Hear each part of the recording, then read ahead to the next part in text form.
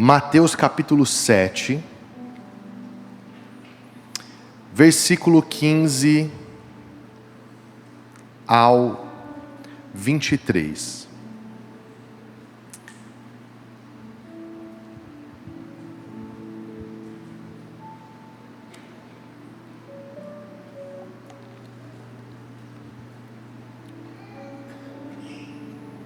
Diz assim a palavra de Deus: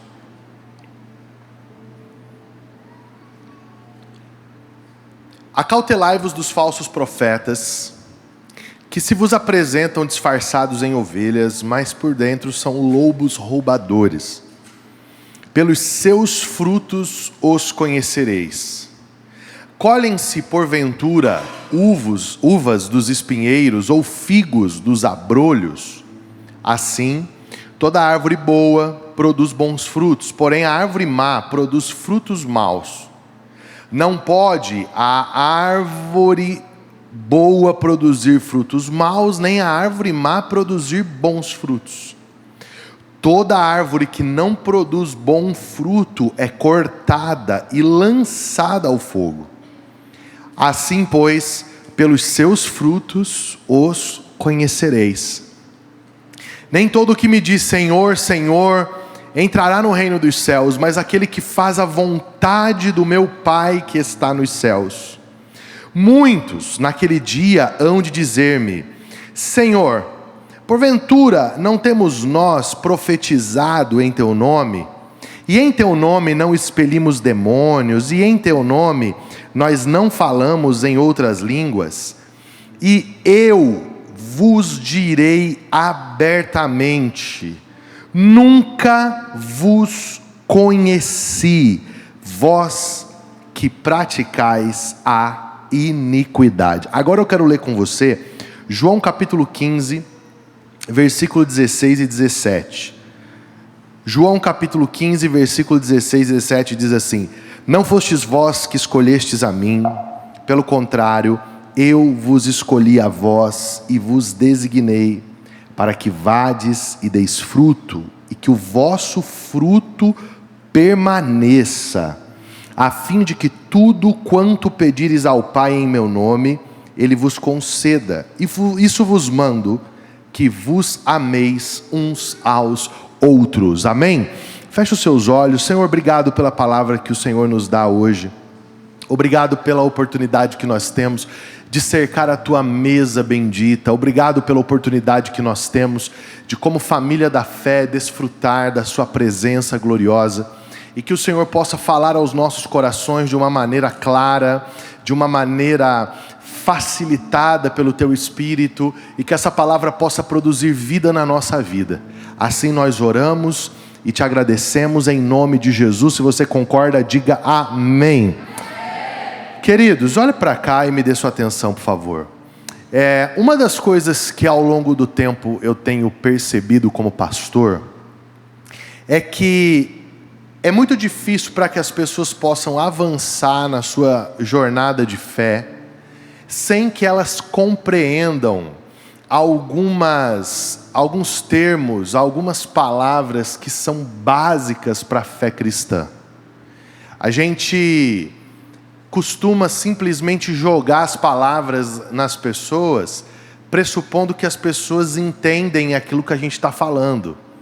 Então, tem gente que chega e diz assim: olha, sabe, você precisa agir como Joquebede, você precisa agir como Obadias, sua fé tem que ser igual a de Miqueias. E a gente acha que todo mundo sabe quem são essas pessoas, e a verdade é que a maioria das pessoas não faz ideia de quem que é o tal do Joquebede, ou do Obed-Edom. Você que tem um filho aí, né, na barriga, olha quanto nome bom da Bíblia para você colocar, né?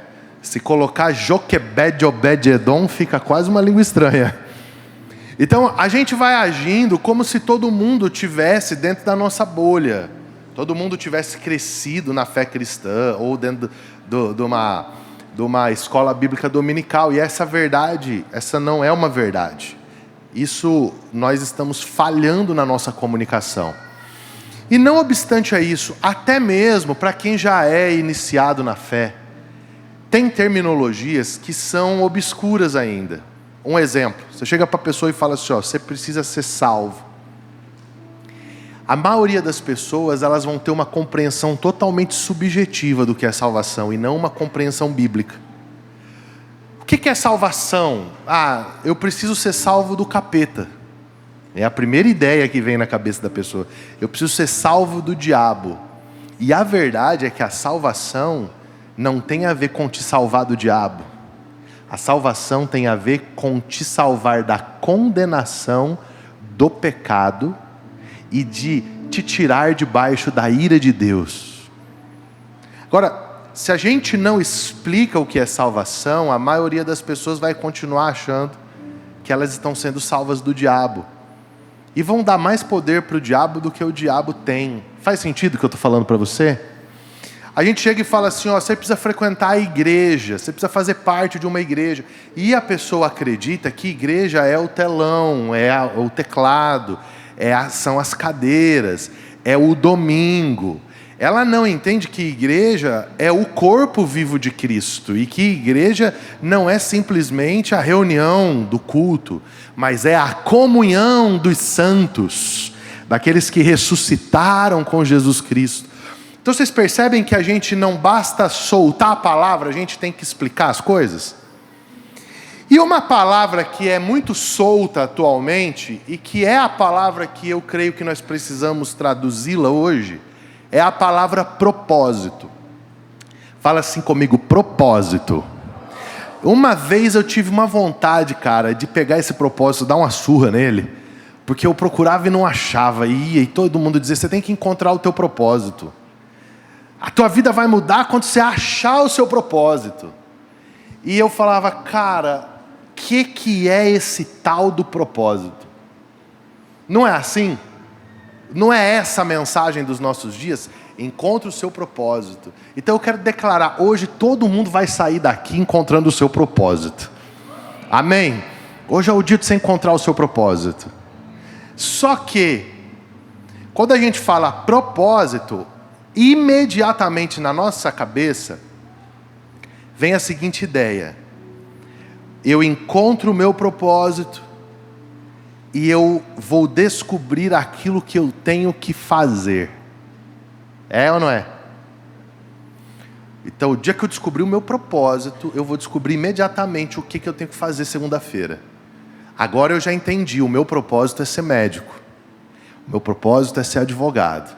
O meu propósito é ser piloto de avião. O meu propósito é ser escritor. Essas coisas não são propósito. Isso não é a definição bíblica de propósito. Então, quem aqui topa definir o tal do propósito hoje à noite aqui? Amém? Então, primeiramente, na etimologia da palavra, o que significa propósito? Propósito significa intenção original, desígnio, projeto. Então, propósito é a razão pela qual algo foi feito. Por exemplo, este microfone, ele tem um propósito, ele foi feito com uma finalidade. Qual é a finalidade? Captar minha voz, jogar para um transmissor, jogar naquela caixa e fazer com que você escute melhor a minha voz do que se eu estivesse falando sem microfone. Então olha o microfone cumprindo o propósito dele. Aleluia. Glória a Deus. Para isso ele existe. Se eu pegar esse microfone e jogar em você que não está prestando atenção na mensagem, ele não é o propósito. Você vai dizer assim, não é o propósito do microfone. Se eu pegar esse microfone e colocar aqui um pouco de tinta e tentar fazer um desenho com ele, cara, apesar de ele parecer uma caneta, não é o propósito. Então entenda, propósito, intento original. Vamos todo mundo junto? 1, 2 e 3. Propósito igual intento original. De novo, propósito igual intento original. Obrigado, os teens ali estão animados, né? Depois eu dou uma oferta para vocês. Olha, vocês viram que eu estou pagando bem a torcida, né? Então, querido, preste atenção. Nesse texto que nós lemos, Jesus, ele fala por 2 vezes uma palavra que define o propósito pelo qual eu e você existimos. Jesus diz por 2 vezes assim: pelos seus frutos os conhecereis. Pelos seus frutos os conhecereis. Então, a palavra de Jesus dizendo que eu posso ter uma ação correta, mas que eu serei denunciado na minha essência pelo meu fruto, conectado com João capítulo 15, versículo 16 e 17, não fostes vós que escolhestes a mim, mas eu vos escolhi a vós e vos nomeei para que vades e deis fruto. Aqui a gente chega num denominador final. Por que nós existimos? Eu e você existimos para frutificar. Nós somos como árvores que têm uma finalidade: produzir frutos para que outros possam desfrutar. É interessante isso porque na Confissão de Fé de Westminster, que é uma das mais importantes confissões de fé da história da igreja, os irmãos disseram o seguinte, que o propósito da vida é que nós tenhamos prazer no Senhor e vivamos para a sua glória. Então, se eu compartimentar em 2 partes isso, eu vou ter dois movimentos. Um movimento é de desfrute. Eu desfruto de Deus. E o segundo movimento é de frutificação, porque eu vivo para a glória de Deus. Então, para você nunca mais esquecer na sua vida, por que você existe? 2 palavras definem o propósito pelo qual você está aqui hoje, nessa terra. Você vive para desfrutar e frutificar. Desfrutar e frutificar. Isso se aplica em qualquer área da sua vida. Por isso que quando em 1 Timóteo capítulo 5, Paulo escreve para os ricos, ele diz assim para os ricos desse mundo, que eles precisam fazer 2 coisas com a riqueza. Eles precisam desfrutar da riqueza e fazer com que a riqueza opere em justiça, ou seja, que a riqueza seja frutífera. Por isso que na parábola dos talentos, o comando é para que o talento que eu recebi, eu não apenas desfruto dele comigo, mas eu devo multiplicá-lo, porque isso é frutificação. Então, eu gostaria de, antes de fazer 3 aplicações aqui, que você entendesse hoje que, de maneira muito séria, você precisa parar de buscar o seu propósito. Parar de confundir assim, será que é para eu ser açougueiro, vendedor de carro, médico, advogado? Será que é para eu vender no mundo digital? Será que é para eu ser um estrategista? O que é para eu fazer? Isso é secundário. Isso tem a ver com movimentação, com exercício de dom, tem a ver com área de graça. Mas você precisa sair daqui desse culto com uma palavra cravada no seu coração: eu preciso viver desfrutando e frutificando. É assim que eu fui criado para ser. Eu quero fazer, antes de entrar propriamente nas 3 aplicações, uma ponderação com você. Você sabia que tem gente que não consegue desfrutar de nada? Tem gente que tem tanto desafio com merecimento, que o cara compra um tênis e ele fica culpado porque não devia ter gastado. Faz uma viagem, ele não desfruta a viagem, porque ele não poderia estar viajando. Muda uma estação na vida, ele não desfruta. Por quê? Porque ele está preso ou no passado ou no futuro.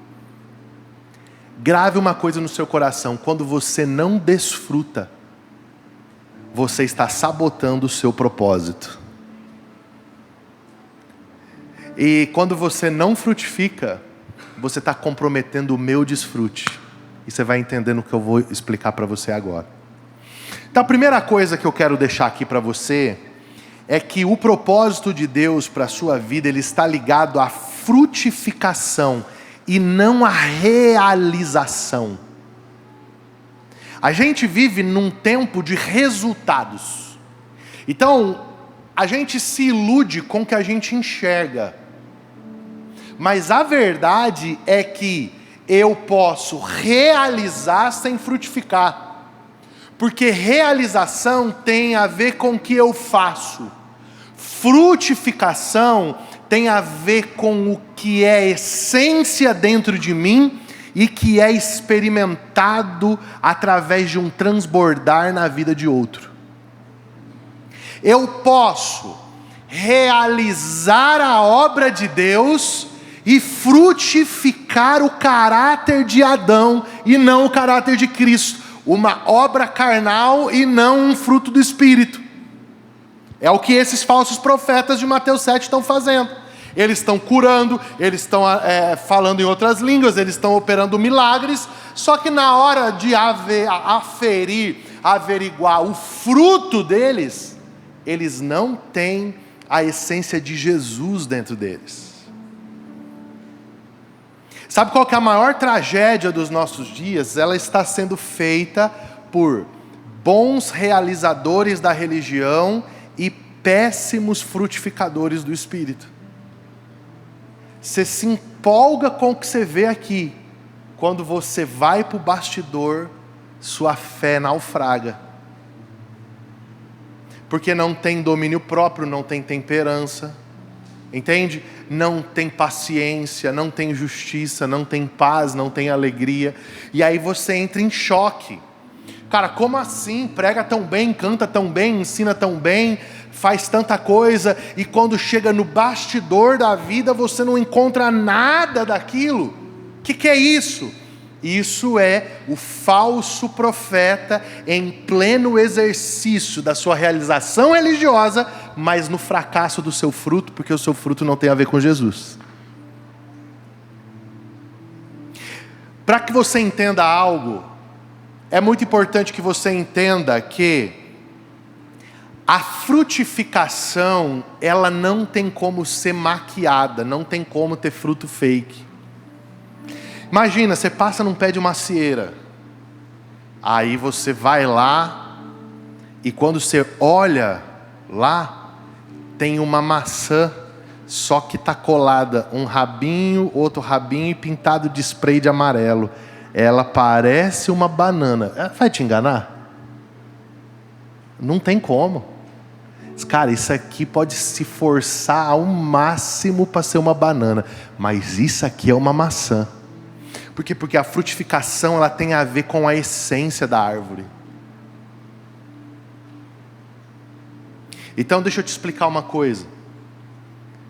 Ou o Espírito Santo faz uma obra dentro de mim e de você, para que as pessoas possam estender as mãos e comer um fruto que tenha gosto de Jesus, ou nós vamos ser a maior fraude dos últimos anos, porque nós vamos ter roupa de crente, jeito de crente, dialeto de crente, Bíblia de crente, mas quando alguém tentar comer algo de nós, eles não vão encontrar o gosto de Jesus na nossa vida.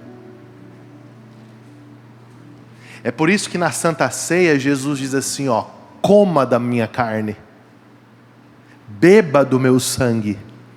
Não é apenas aceitar um lifestyle, é comer de uma essência que transforma você. Você já encontrou uma árvore frutífera que você olhou e falou assim, meu Deus, essa pessoa aqui, de boca fechada, ela transfere Jesus para a minha vida.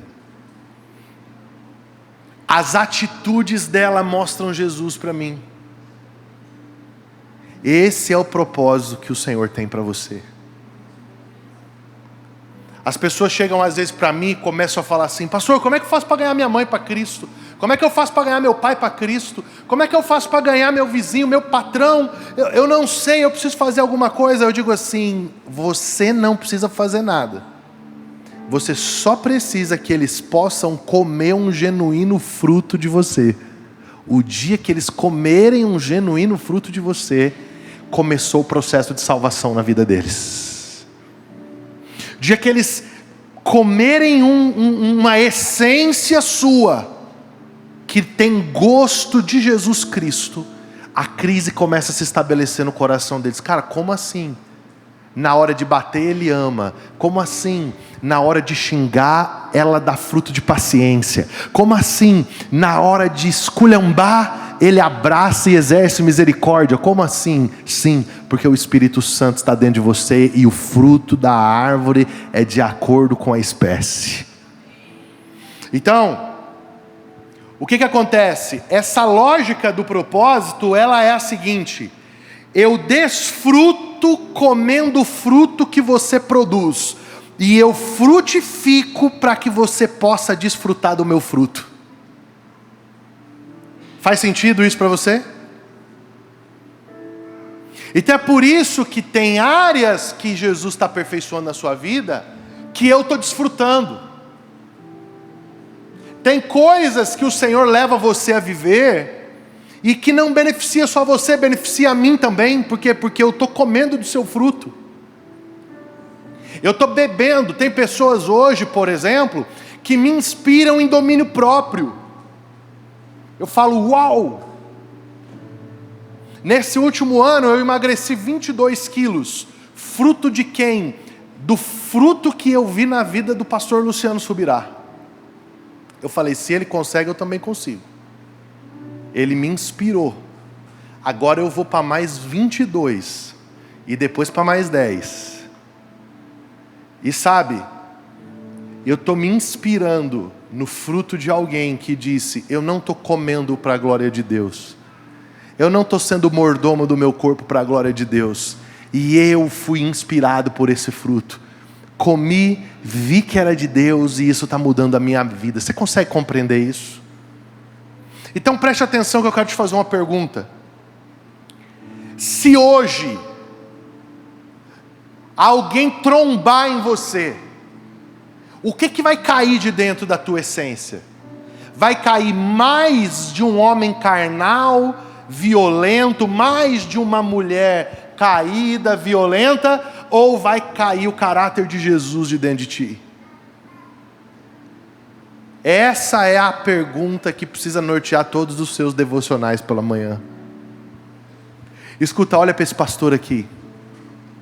Talvez eu tenha tantas demandas na minha vida que tem hora que simplesmente eu gostaria de largar meu próprio corpo e sair correndo de mim mesmo.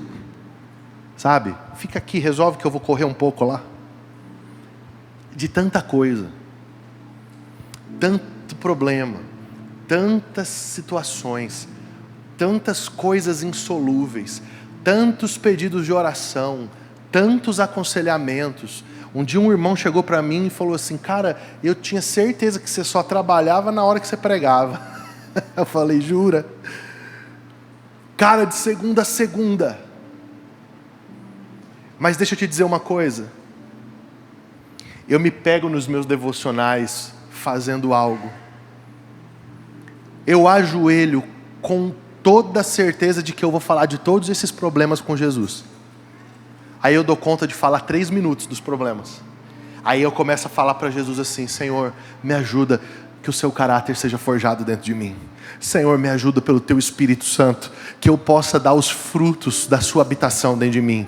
E a minha oração é levada para um lugar que não tem nada a ver com os problemas, com os desafios, com o trabalho, tem tudo a ver com Cristo sendo formado dentro de mim.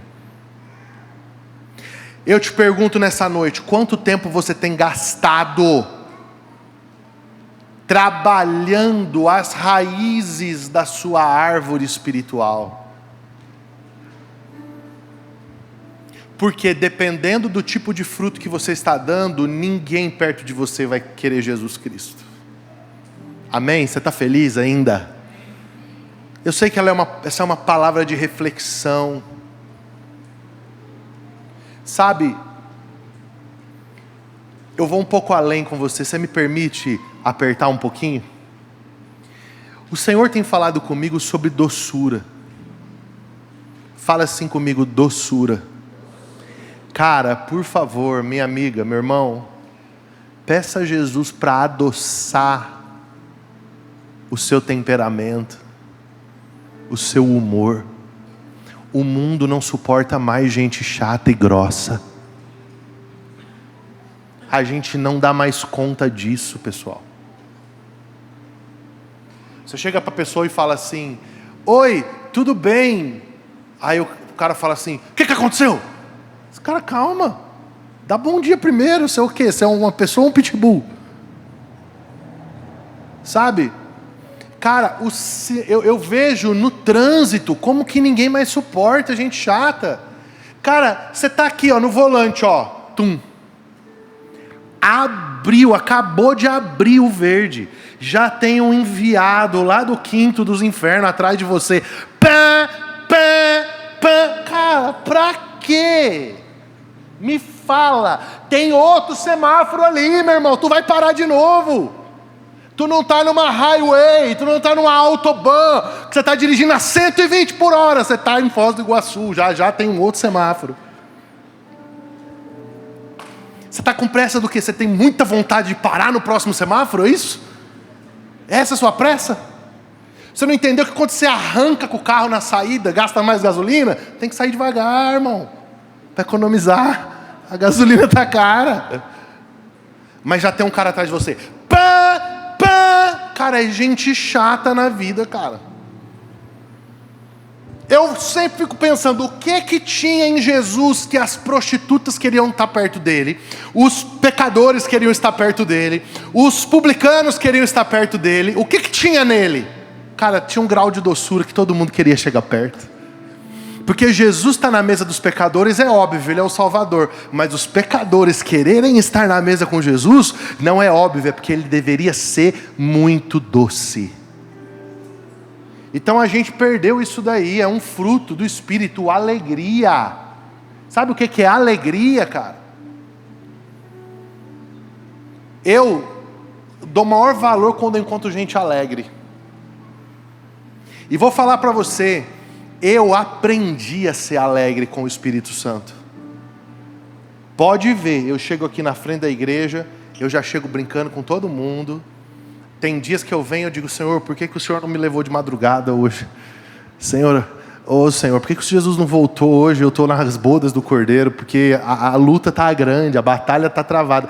Mas quando eu coloco meu pé ali na frente: oi, bom dia, tudo bem? Ei, Flávio, esse topete, hein, cara, tá legal, tal. Porque, cara, de gente chata no mundo já basta. Amém? Ore por doçura. Seja uma esposa doce, um marido doce.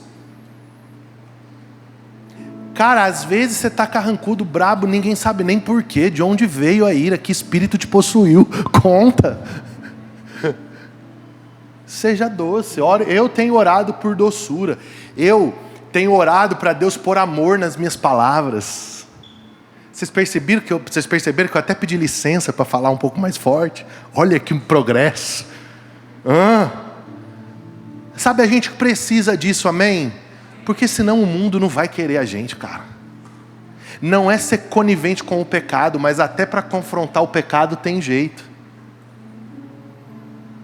Ser profético não é licença para ser mal educado. Ter uma palavra de Deus para alguém não significa que você tem que ter falta de educação na abordagem. Amém? Então a gente precisa poder comer um fruto doce da sua vida. Agora, segunda coisa, o seu fruto denuncia o tipo de discipulado que você recebe.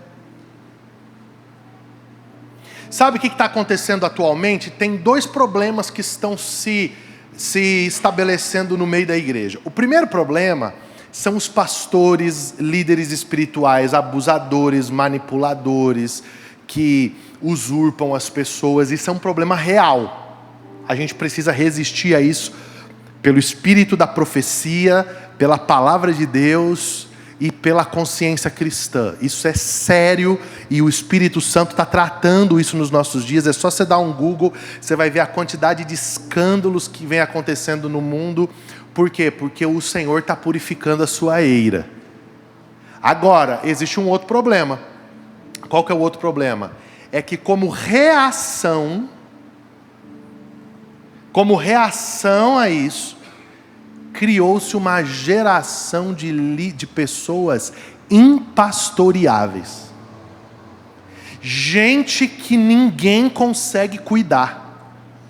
Por quê? Porque é autônomo. Porque não presta conta para ninguém, não senta na mesa de ninguém, não quer ser discipulado por ninguém, não quer dar nenhum tipo de satisfação a ninguém. E um extremo é perigoso e o outro é perigoso também. Por quê? Porque igreja é família. Deixa eu perguntar, quem é casado aqui? Levanta a mão para eu ver.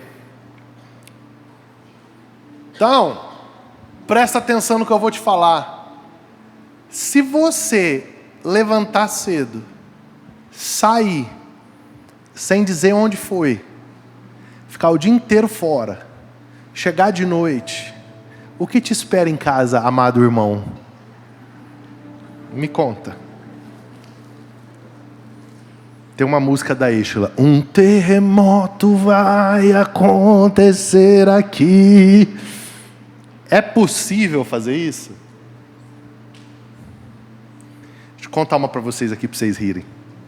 Quando eu casei com a Susan, acho que a gente tinha uns 3 ou 4 meses de casado. Ela ficou com vontade de comer uma geleia daquelas que vende em pote de vidro. Sabe aquelas geleias gourmet? Delícia, né? E aí ela queria comer aquela geleia. E eu falei para ela assim, eu vou comprar no supermercado para tomar o café da manhã. E eu morava num apartamento, que era um apartamento assim, era um prédio de 3 andares e eram escadas. E eu morava na cobertura. Só que para entrar lá tinha uma grade. E tinha cadeado. E daí eu peguei e saí, ela estava dentro de casa e eu passei o cadeado. Porque eu ia só simplesmente comprar geleia na esquina. Quando eu estou no caminho, eu lembrei que eu tinha que pagar a conta de energia. E tive a brilhante ideia de avançar um pouco mais e ir na lotérica. Cheguei lá, a fila da lotérica estava grande, eu me dei conta que eu estava sem celular, o celular ficou em casa. Eu disse, não, mas eu pago a conta rapidinho, pego a geleia e vou embora, vai estar tudo bem. A fila demorou, resultado, eu cheguei em casa 1 hora depois. 1h30, mais ou menos. Quando eu cheguei em casa, a Susan estava com uma chave de fenda desparafusando as grades. Eu olhei para ela e falei, o que está acontecendo, meu amor? Ela falou, não sei se eu desparafuso essas grades ou se eu enfio essa chave em você. Cara, eu já liguei para a polícia, já liguei para todo mundo, porque você disse que aqui na esquina comprar uma geleia faz quase 1h30 que você não volta para casa. Eu olhei e falei, meu Deus, se eu tivesse ficado o dia inteiro, então, estava preso. Cara, eu errei, ela estava certa, ela achou que tinha acontecido alguma coisa. Cidade extremamente violenta, eu teria que ter avisado. Viu, eu vou pagar a conta ali. Cara, por que não dá para fazer isso? Porque é família, família você tem que avisar. Viu, eu estou indo em tal lugar, eu volto tal hora. Não é assim? Sabe o que acontece na igreja? Hoje, pessoal, você descobre que o povo está em outra igreja, meu irmão, pelo Instagram. A hora que você assusta, você fala, oxe, estava aqui, agora está lá, está em não sei na onde. Ninguém nem avisou nada, mano. A pessoa está com um marido, daqui a pouco aparece com outro, tu nem soube o que aconteceu. É assim que se tornou a igreja. Eu quero dizer para você, isso aqui não tem nada a ver com o padrão das Escrituras. Por quê? Porque uma árvore frutífera está submetida a um discipulado. Não existe crente autônomo e não existe crente dependente. A gente é uma interdependência. Autonomia não existe no reino de Deus. Dependência e domínio também não existe. Existe interdependência. A gente precisa prestar conta. Faz sentido isso? Eu sei que é duro, né, irmão? Porque você não quer, porque na hora que você abre a tua vida, é a hora que Jeová começa a mexer. Mas não tem como você frutificar se você não estiver submetido a um discipulado. E sabe por que você precisa de discipulado? Porque é no discipulado que Deus poda você.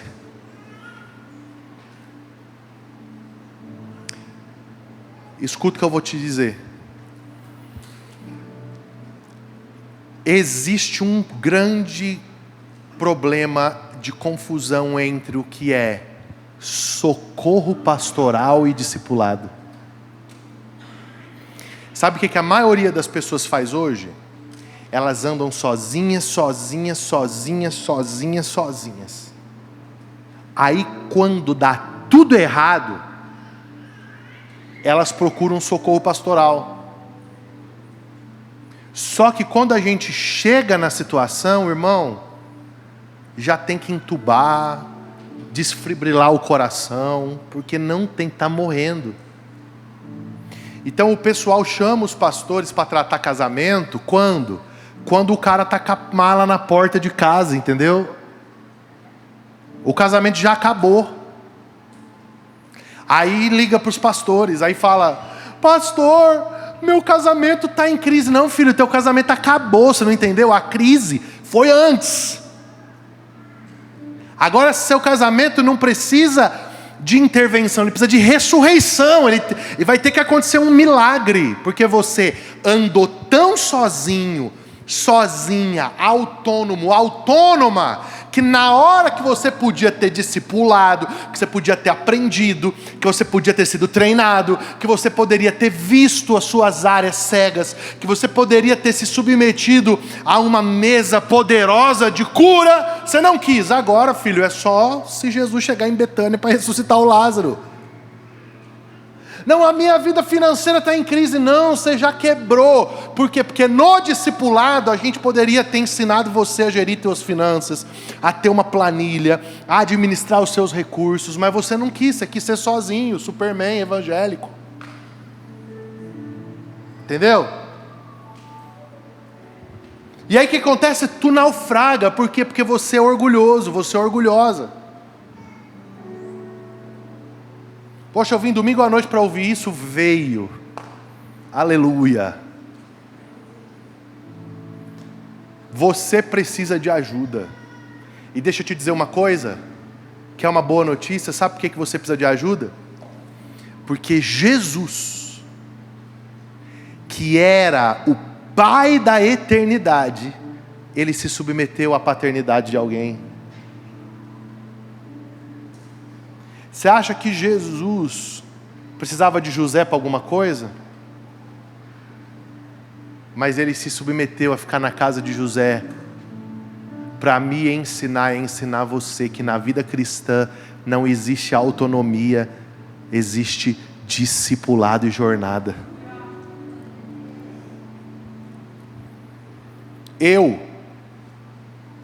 Com qual autoridade que eu falo isso? Com a autoridade de alguém que é discipulado. Eu disse hoje de manhã, eu vou dizer para você, você sabe qual que é o momento da sua vida que você está mais vulnerável? Não é quando está dando tudo errado, porque quando está dando tudo errado, você já sabe que você precisa de ajuda. O momento da sua vida que você está mais vulnerável é quando está dando tudo certo.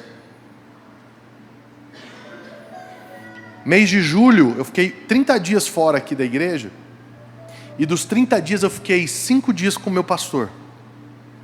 Nas minhas férias, eu investi em passar 5 dias numa mesa de discipulado. E aí eu sentei com ele, e lembro até hoje, fui pregar na igreja dele, terminei de pregar, Chamei ele para comer uma comida japonesa, eu e a Susan. Quando a gente sentou, chegou a barca de sushi, eu olhei para ele e falei assim: mete a faca, pastor. A gente está aqui. Pode podar o galho da árvore. Aí ele falou assim: tem certeza? Eu falei: tenho. E vou jogar aqui igual aquelas negócio do Silvio Santos. Vamos por tema. Vamos pegar aqui os 5 temas e vamos começar. Primeiro tema, família. Crau. E pau. E começou, meu irmão. E era cada palavra um corte em mim. Primeiro corte. Você está pastoreando uma igreja bem sucedida, 1 ano e 4 meses, estourando, gente chegando, culto. Primeira pergunta que eu quero fazer para você: quanto tempo você está dedicando para as tuas filhas? Porque pastor você vai ser o resto da sua vida, mas pai de uma criança de 6 anos e de 2 você vai ser uma vez só. Aí, meu irmão, bate num workaholic, igual eu, que só pensa em trabalho. Pum! Eu já dou um passo para trás, já vou para as cordas, já dou uma balançada. Quando você pensa que ele vai segurar, ele vem de novo e trau. E quando você pensa que ele parou, ele vem de novo, trau. Aí não, eu só é discipulado pelo cara que está longe, pela minha própria mesa. Esses dias liguei para o Marcos: vamos tomar um café? Vamos. Falei: fala aí o que você está vendo na minha vida. Libera. Como assim? Eu falei: libera, meu amigo. Você deve ter algum ponto cego que você está vendo aí que eu estou quase errando. Fala. 2 horas de conversa. E eu tomando café sem açúcar para descer. Sabe por que você não faz isso? Porque você não tem coragem do que você vai escutar. Porque você é orgulhosa, orgulhoso. Você não tem coragem do que você vai ouvir. Só que é o seguinte: eu tenho mais medo de ficar a cara do diabo do que de sentar numa mesa de confronto e levantar dali para consertar o que eu tenho que consertar. Tá pegando isso aí no teu espírito? Cara, deixa eu te falar uma coisa. Corre aqui, Flávio, rapidinho. Dá um pulo aqui em cima. Escuta aqui, ó. Olha aqui. Olha para a direita, Flávio. Vira a cabeça. Não mexe o tronco e vira a cabeça. Qual é o máximo que você consegue ver? Até aqui, não é? Você já consegue ver minha mão agora?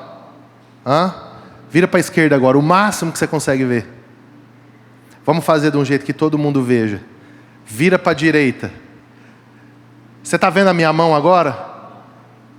Quantos dedos aqui? Quantos números tem aqui agora? Você sabe? Vocês estão vendo? Quantos números tem aqui? Quantos? 2, né? Sabe por quê? Sabe como é o nome disso? Janela cega. Todos nós temos. É um lugar que a gente não se vê, só os outros veem. Deixa eu te explicar uma coisa. Se você não tem alguém que você senta na mesa para ser discipulado, pode ser seguro que vai ter umas 300 pessoas vendo tudo isso aqui, ó. E eles vão falar de você. O único que vai vir aqui na frente e vai contar para você o que você não vê é o seu discipulador. E ele não vai falar de você. Ele vai falar para você. Para que você mude de vida. Você que escolhe, obrigado. Você vai ter 300 pessoas falando de você, ou você vai ter um falando para você. Isso que eu estou falando aqui contém sabedoria, amigos. Sabe quem são as pessoas que mais avançam na vida? As que têm uma mesa de conselho mais forte.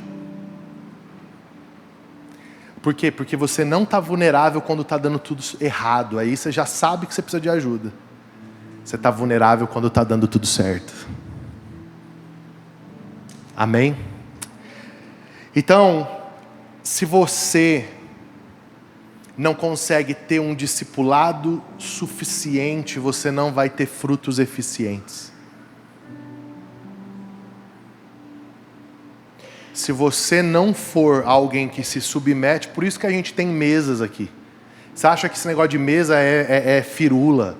Ai, esses caras não tem o que fazer, fica me chamando para ir nesses negócios, que coisa chata, pensa que eu tenho o resto da vida, tal. Não é, meu irmão, você não sabe o que você está desperdiçando. Ali, alguém vai ver você e alguém vai chegar para você e vai dizer, com amor, com doçura, sem grosseria: ô meu amigo, posso te dar um feedback? A pessoa vai falar, pode. Cara, então vamos tomar um café. E ali as coisas começam a mudar na sua vida. Sabe aquela coisa que você fala pro teu esposo e ele nunca ouve? Aí chega alguém, fala e ele ouve? Não dá uma raiva? Eu tenho raiva. Eu tenho coisa que eu falo 10 anos, não muda. Aí vem a discipuladora, fala. Aí muda. Oi, mudei. Que bom. Soubesse, tinha chamado a discipuladora antes. Eu também sou assim. A Susan já fala assim, eu estou falando, mas você não vai ouvir. Vai ter que vir o pastor Djalma para falar e você escuta, né? Eu falo, escutar. Quer dizer, isso é fruto do quê? De discipulado. Por quê? Porque você não vai, eu termino, dar conta de realizar o seu propósito sozinho. Os frutos vão começar a pesar no galho da sua vida. E vai precisar de vir alguém para cortar. Pá, pá, pá, pá. Bem-aventurado o homem e a mulher que se submetem a uma mesa que foi levantada para te ouvir, não para te expor. Bendito o pastor que tem um pastor para pastoreá-lo. Bendita a igreja que não infla, mas que cresce de casa em casa no partir do pão e na comunhão. Hoje de manhã eu terminei de pregar essa mensagem, igual eu terminei agora. Veio uma pessoa para mim com lágrimas nos olhos, olhou bem dentro dos meus olhos e disse algo que me fez tremer o coração. Ela olhou e disse assim, por favor, não deixa que os meus frutos me esmaguem, eu preciso ser podada. Eu falei, entendeu?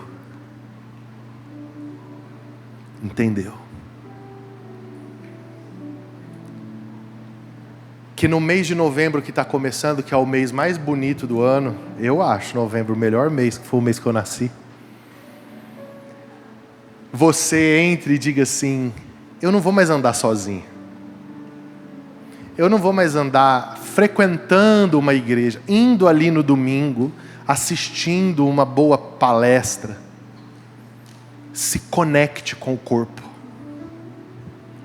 Ache alguém. Para de ser orgulhoso, para de ser orgulhosa. E quem te diz isso é um ex-orgulhoso, e só por hoje eu não estou sendo orgulhoso, amanhã eu tenho que começar de novo.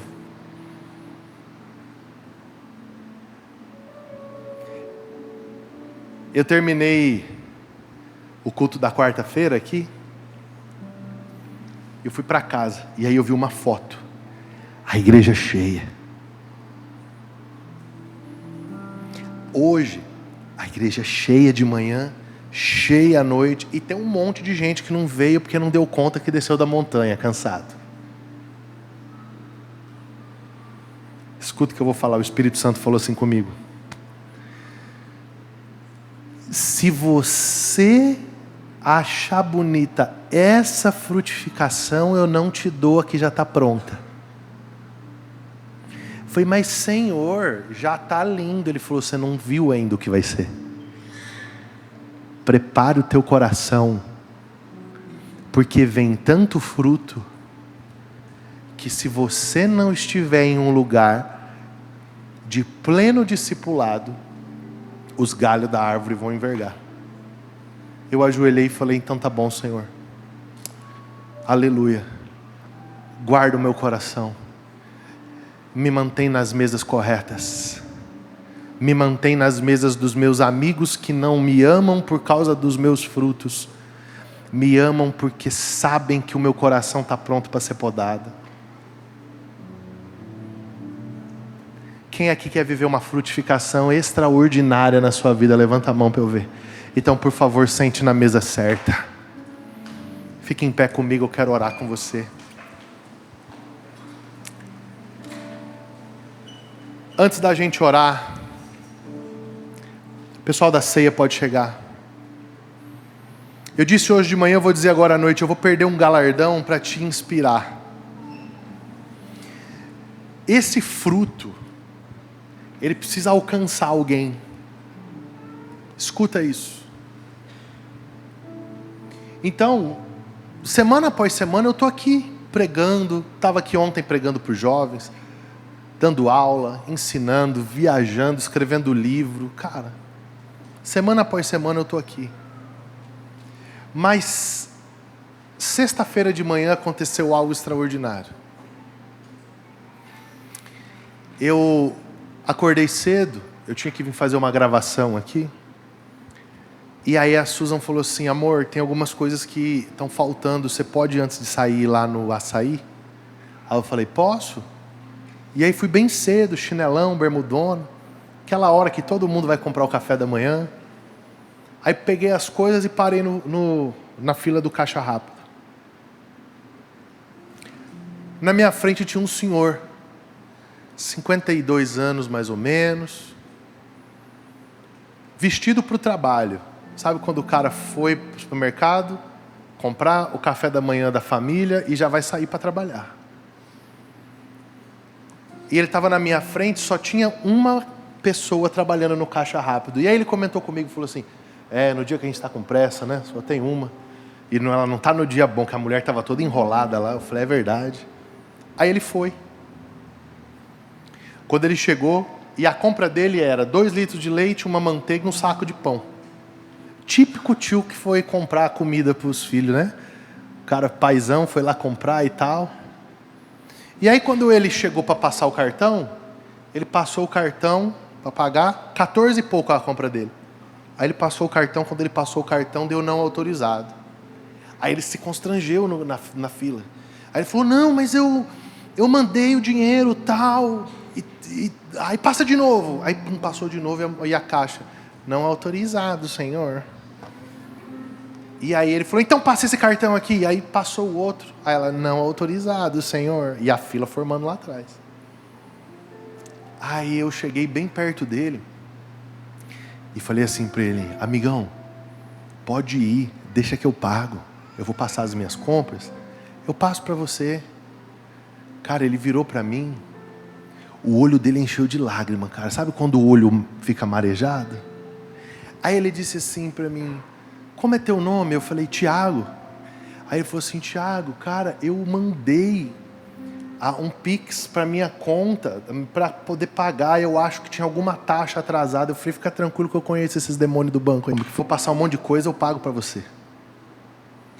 Aí quando ele ia para sair, ele virou para mim, e aí eu peguei e falei para ele assim, falei, cara, eu não vou perder a oportunidade de pregar o evangelho para esse cara.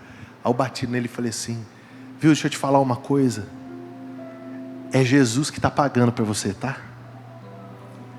Aí a lágrima, o olho que estava marejado, a lágrima escorreu, Ricardo. Aí ele falou, amém, nós todos. Eu falei, Deus abençoe você. Aí ele foi embora. Cara, aí eu peguei, passei as minhas compras, a mulher do caixa ficou me olhando assim, porque não sei se ela vê isso toda hora, né? Aí eu peguei minhas compras e fui pro carro. Quando eu coloquei as compras no carro, eu lembrei de uma coisa. Eu passei um período muito difícil da minha infância. Meu pai tinha uma empresa, quebrou e a gente foi morar de favor em um sítio de um tio. E um dia, meu pai tinha R$3 que ele queria comprar um saco de açúcar, que ele queria fazer um café. Eram os últimos R$3. E o carro estava sem combustível. E aí ele pegou uma bicicleta do meu primo que ficava lá, e o mercado mais próximo na cidade era 3 quilômetros.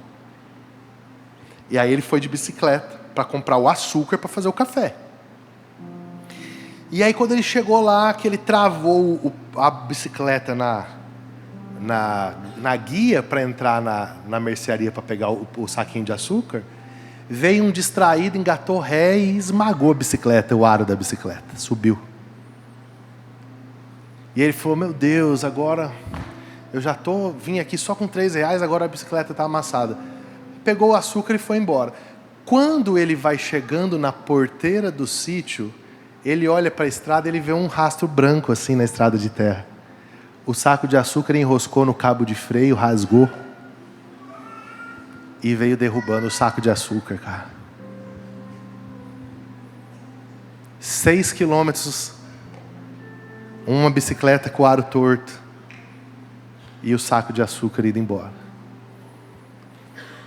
Naquele dia eu vi uma cena.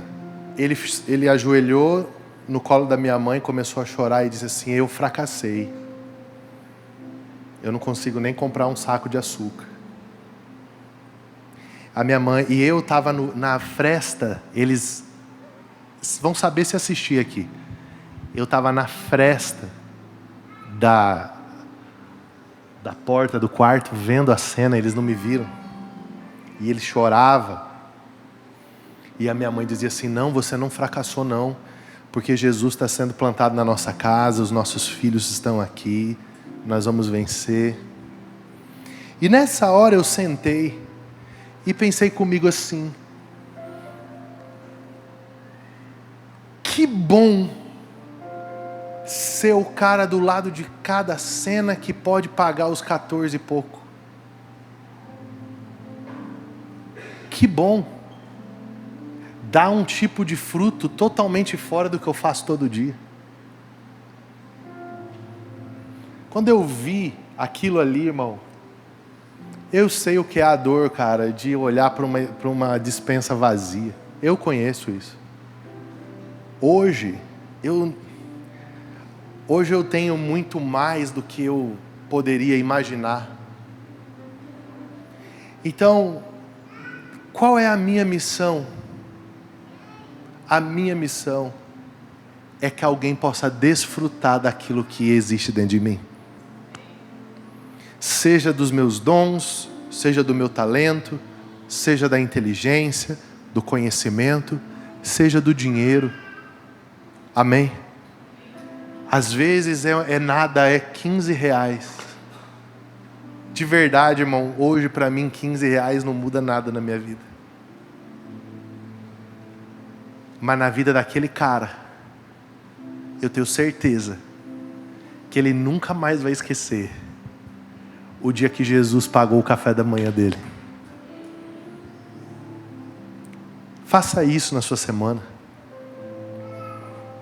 Procura alguém, uma chance para você servir. Você vai ver um grau de alegria que você ainda não conhece brotar no seu coração. Se você já faz isso, continua fazendo. Se você conhece essa alegria, cresça nisso. O Senhor vai cada vez mais ser conhecido através de você. Amém?